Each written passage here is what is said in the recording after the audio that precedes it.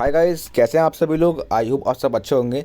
So guys, आज हम भाई मीडिया इन हिस्ट्री का सिलेबस देखने वाले हैं फॉर थर्ड सेमेस्टर स्टूडेंट्स, जो कि जीई का सब्जेक्ट है, ठीक है ना। तो आइए इसका सिलेबस को हम फटाफट देख लेते हैं। सो भाई वैसे तो भाई इसका सिलेबस जो है वो बहुत ही सारा है। मैंने भाई देखा तो भाई बहुत सारा सिलेबस था इसका, लेकिन तब भी आपको उसको पढ़ना तो है ही भाई, ठीक है। आपका एग्ज़ाम है तो आपको एक बार सिलेबस को देख लेना है, ठीक है ना। तो भाई इतिहास में मीडिया, अब नाम से भाई इतिहास में मीडिया यानी कि इतिहास के अंदर मीडिया का क्या रोल था, ठीक है ना भाई। सिंपल सा भाई डेफिनेशन है, मैं इतना लॉन्ग एक्सप्लेन नहीं करूँगा बिकॉज नाम से आपको चल रहा है पता कि भाई सब्जेक्ट का, कि भाई सब्जेक्ट कौन सा आपका, ठीक है ना। तो भाई आपका इसके अंदर जो है, मैंने भाई देखा तो भाई इसके अंदर आपकी 5 यूनिट हैं और भाई बहुत सारे चैप्टर हैं भाई, मैं बता रहा हूँ, ठीक है ना।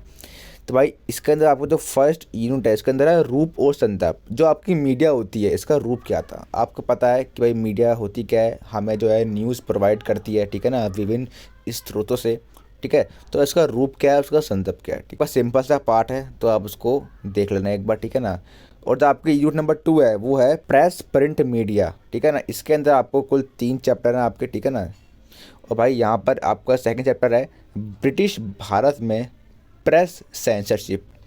आपको पता होगा कि भाई जब भारत ब्रिटिश के अंडर था तब ब्रिटिश वालों ने जो है प्रेस के ऊपर एक जो है एक्ट लगा देता कि भाई प्रेस तुम जो है हमारे अंडर हो, हम जो कहेंगे आप वही जनता को जो है दिखाओगे, ठीक है ना।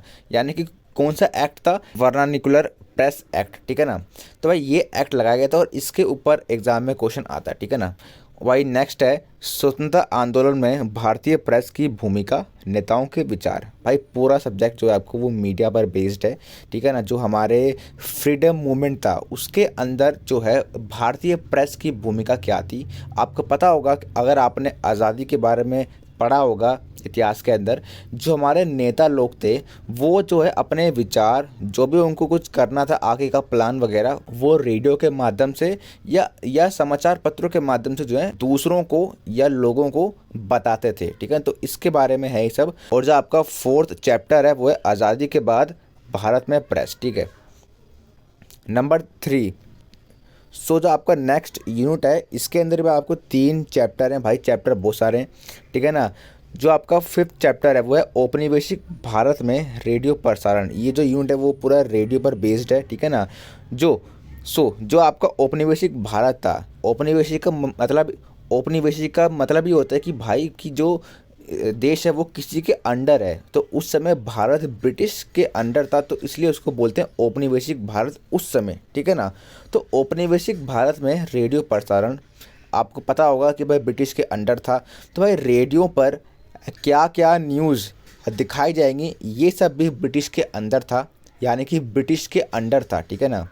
तो इसके बारे में आपको पढ़ना पड़ेगा चैप्टर नंबर 5 में। 6th में वही है कि भाई 1947 के बाद आकाशवाणी की स्थापना और विस्तार, ठीक है ना। आज़ादी के बाद जो है रेडियो का कैसे विस्तार हुआ, और रेडियो प्रसारण 1970 के दशक से सरकार की नीतियाँ और बैंडविड्थ मामले। यानी कि आपको पता होगा कि भाई 1970 के बाद जो है जो हमारा जो मीडिया है उसकी जो है एक विकास होना स्टार्ट हो गया था, ठीक है ना। तो इसके ऊपर आपको पढ़ना पड़ेगा, ठीक है ना। सो भाई आपको जो यूनिट नंबर 4 है वो है सिनेमाई विचलन, ठीक है। नाम से ही आपको पता चल रहा है कि भाई कौन सा ये चैप्टर है, ठीक है ना, सिनेमाई, ठीक है, सिनेमा। और जो आपका यूनिट नंबर 5 है जो कि लास्ट है, इसके अंदर एक ही चैप्टर है आपका टेलीविज़न और डिजिटल मीडिया का अध्ययन। आपको पता होगा कि भाई आज के ज़माने में जो है जो हमारी मीडिया है वो ना केवल जो है अखबार मैगज़ीन में आती है, भाई सोशल मीडिया पर भी न्यूज़ आती है, ठीक। आज के ज़माने की मैं बात कर रहा हूँ, ठीक है। तो इसका आपको अध्ययन करना पड़ेगा कि जो भाई मीडिया जो है औपनिवेशिक काल में और स्वतंत्रता के बाद और अब उसमें कैसे कैसे परिवर्तन आए हैं। और भाई आज का ज़माना जो आपको पता है जो है कि सोशल मीडिया का ज़माना है। तो आपको ये पढ़ना पड़ेगा जो सोशल मीडिया पे न्यूज़ आती हैं क्या वो सही आती हैं, बिकॉज आपको पता है कि भाई मिसगाइड बंदा हो सकता है, इसके क्या क्या प्रभाव हैं, क्या क्या हानि लाभ है, ठीक है ना। क्या क्या मिस इन्फॉर्मेशन तो नहीं है, ठीक है ना। तो यही सब है आपका, ठीक है। तो पूरा जो आपका चैप्टर है, ठीक है ना, जो पूरा जो आपका सब्जेक्ट है वो मीडिया पे बेस्ड है, ठीक है ना। औपनिवेशिक काल के बाद और अभी, ठीक है, कि मीडिया में कौन कौन से परिवर्तन आए हैं उसके बारे में आपको पढ़ना पड़ेगा। आई होप आपको ये सिलेबस पूरा समझ में आ गया होगा।